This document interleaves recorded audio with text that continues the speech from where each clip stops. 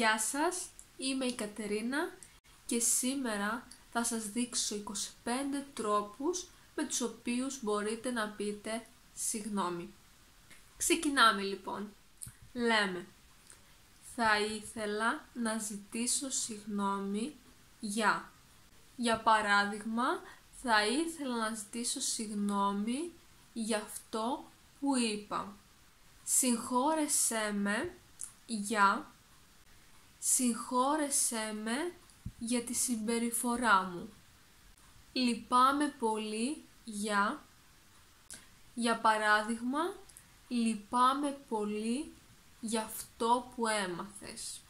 Ειλικρινά λυπάμαι ειλικρινά λυπάμαι για αυτό που άκουσες.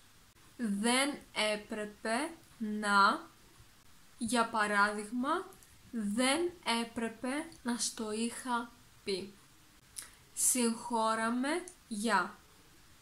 Συγχώραμε για την αντίδρασή μου. Εγώ φταίω για παράδειγμα, εγώ φταίω για αυτό που συνέβη. Δικό μου είναι το φταίξιμο για παράδειγμα, δικό μου είναι το φταίξιμο για αυτό που έγινε. Σε παρακαλώ, συγχώρεσέ με Συγχώρεσέ με που σου μίλησα έτσι.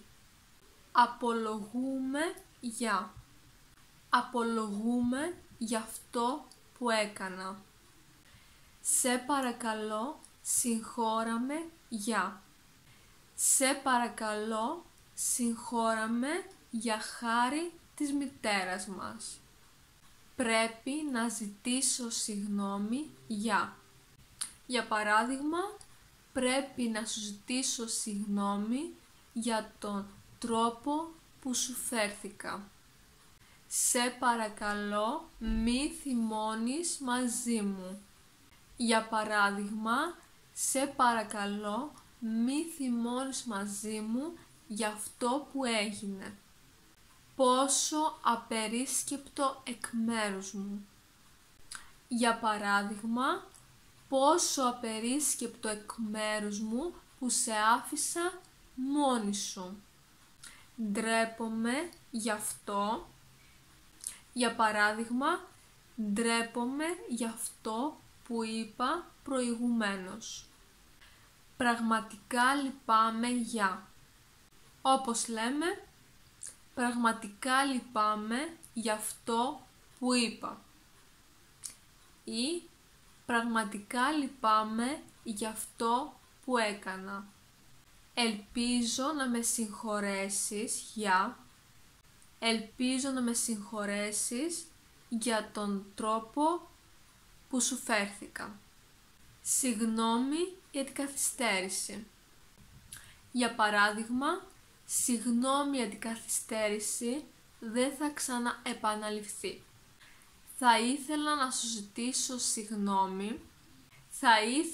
ζητήσω συγγνώμη που σε έστησα χθες. Σε οικετεύω να με συγχωρέσεις. Για παράδειγμα, σε οικετεύω να με συγχωρέσεις για αυτό που σου έκανα. Δεν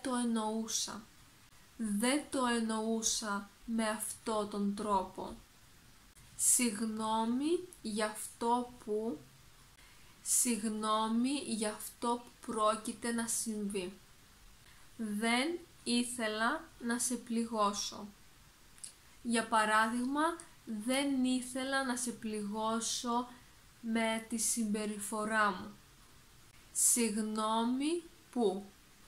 Συγγνώμη που σε έφερα σε δύσκολη θέση.